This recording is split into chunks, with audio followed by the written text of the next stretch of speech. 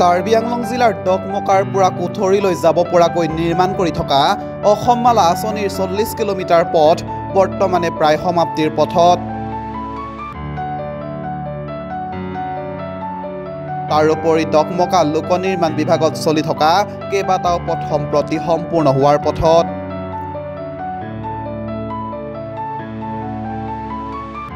হাওৰা ঘাটত নিৰ্মাণ হোৱা FCIৰ যি বৃহৎ গুদামঘৰ তাত ইতিমধ্যে বয় বস্তু ৰাখিব পৰা ব্যৱস্থা হৈছে।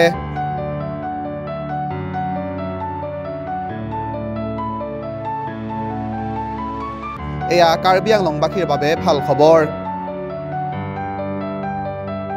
এই ভাষ্য কাৰ্বি আংলং জিলা লোক নিৰ্মাণ বিভাগৰ অধ্যক্ষ লংচিং তকবীৰ।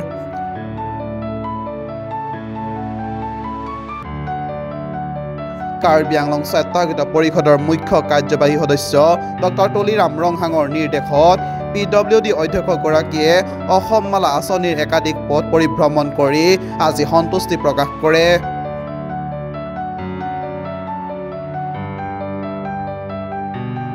পাহাৰৰ ক্ষীপ্ৰ উন্নয়ন কেৱল এনে এগৰাকী দক্ষ মুখ্য কাৰ্যবাহীৰ পৰাহে সম্ভৱ বুলিও তেওঁ মন্তব্য কৰে।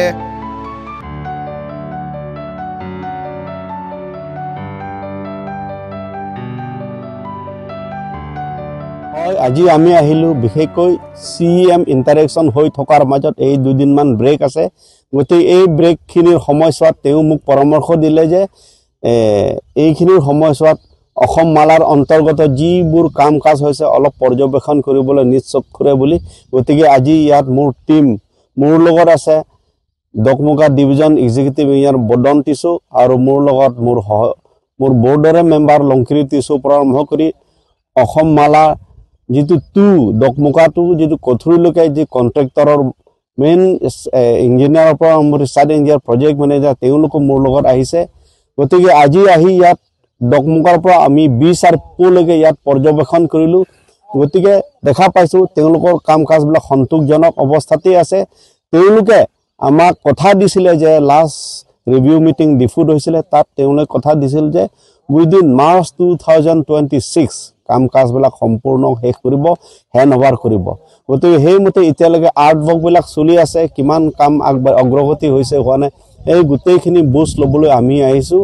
গতিকে দেখা পাইছোঁ হয় তেওঁলোকে কাম কাজবিলাক কৰিছে আৰু ইয়াত বিশেষকৈ কোনো পাব্লিক বা কোনো ইয়াত কোনো ধৰণৰ ইয়াত অসুবিধাৰ সৃষ্টি কৰা নাই, বৰঞ্চ সকলোৱে সহযোগ কৰি আহিছে।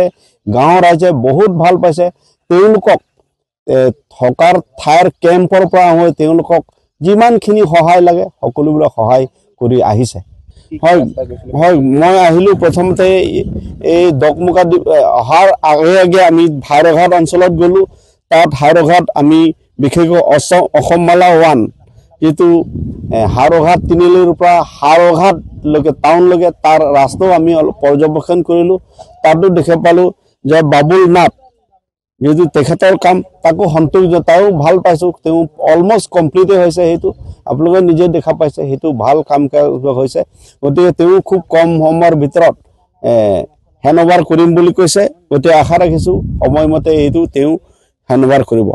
তাৰপিছত গৌৰৱ পথো আমি গ'লোঁ ডকমকা টাউনৰ পৰা অলপ ভিতৰলৈকে, সেইটো কামো অলমষ্ট কমপ্লিট হৈছে। সেইটো গৌৰৱ পথটো তাত সহদেৱ বসুমতীৰো বুলি কণ্টেক্ট আছে, তেওঁৰ কাম কাজবিলাক ভালেই হৈছে, যি দেখা পাইছোঁ তেওঁ অলমষ্ট কমপ্লিট হৈছে। গতিকে ইয়াৰ উপৰিও আমি আৰু ডকমকাত ৱেৰ হাউচ তাতো চালোঁ যে ডকমকাত ডিভিজন আণ্ডাৰত এইটো আমাৰ ইঞ্জিনিয়াৰ বদন টিছুৰ নেতৃত্বত যিটো ছুপাৰভাইজ কৰে তাতো চালোঁ, ঠিকে আছে।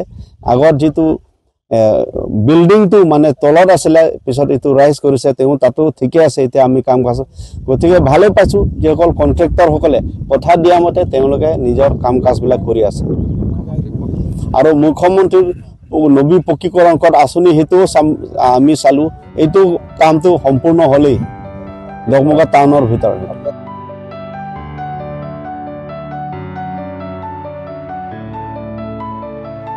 ব্যুৰো ৰিপৰ্ট, নিউজ তালবা হোম নৰ্থ ইষ্ট।